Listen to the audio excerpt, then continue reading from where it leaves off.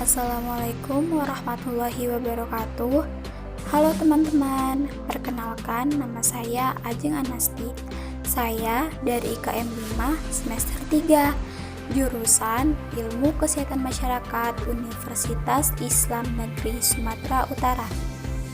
Di sini saya akan mengajak teman-teman untuk melakukan tindakan-tindakan penanggulangan bencana banjir. Pasti teman-teman sudah mengetahui kan apa itu banjir. Jadi, banjir merupakan sebuah bencana alam di mana suatu wilayah terendam air karena luapan air yang berlebihan. Banjir dapat terjadi di desa maupun kota. Ada beberapa dampak dari bencana banjir. Yang pertama, terhentinya aktivitas warga. Yang kedua, kerugian ekonomi. Yang ketiga, sulit mendapatkan air bersih. Yang keempat, timbulnya wabah penyakit. Dan yang kelima, korban meninggal dunia. Nah, pasti teman-teman tidak inginkan bencana ini terjadi pada kalian. Di dalam video ini, saya akan memberitahu bagaimana cara-cara penanggulangan bencana banjir, baik sebelum banjir, pada saat banjir, dan sesudah banjir. Pertama, penanggulangan sebelum bencana banjir. Yang harus dilakukan yaitu yang pertama, bergotong royong membersihkan lingkungan, terutama pada saluran air yang tertimbun oleh sampah. Yang kedua, menentukan tempat untuk mengungsi yang sudah dilengkapi dengan fasilitas dapur dan lainnya. Yang ketiga, bermusyawarah untuk membentuk tim penanggulangan banjir di tingkat warga. Yang keempat, berkoordinasi dengan pejabat setempat untuk pengadaan tali, tambang, perahu karet, dan pelampung guna evakuasi.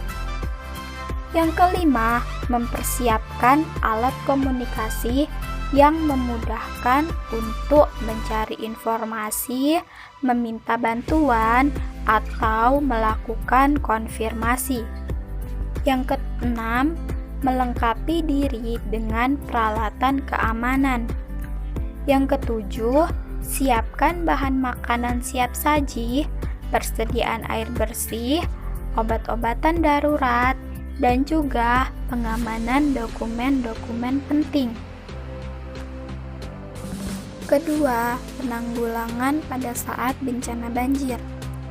Yang harus dilakukan pada saat banjir, yang pertama, matikan aliran listrik di dalam rumah atau hubungi PLN untuk mematikan aliran listrik di wilayah yang terkena banjir. Yang kedua, mengungsi ke daerah aman sedini mungkin saat genangan air masih memungkinkan untuk diseberangi. Yang ketiga, hindari berjalan di dekat saluran air untuk menghindari terseret arus banjir, serta segera amankan barang-barang berharga ke tempat yang lebih tinggi. Yang keempat, jika air terus meninggi, hubungi instansi terkait. 3. Tindakan-tindakan yang dilakukan setelah banjir. Yang harus dilakukan setelah banjir, yang pertama, secepatnya membersihkan rumah, terutama bagian lantai. Lalu gunakan antiseptik untuk membunuh kuman. Yang kedua, cari dan siapkan air bersih untuk menghindari terjangkitnya penyakit diare yang sering mewabah setelah kejadian banjir. Yang keempat, waspadai kemungkinan binatang berbisa atau binatang penyebar penyakit. Yang keempat, usahakan selalu waspada apabila kemungkinan terjadi banjir susulan. Tetap siaga ya teman-teman, jangan membuang sampah sembarangan dan tetap rajin membersihkan saluran air.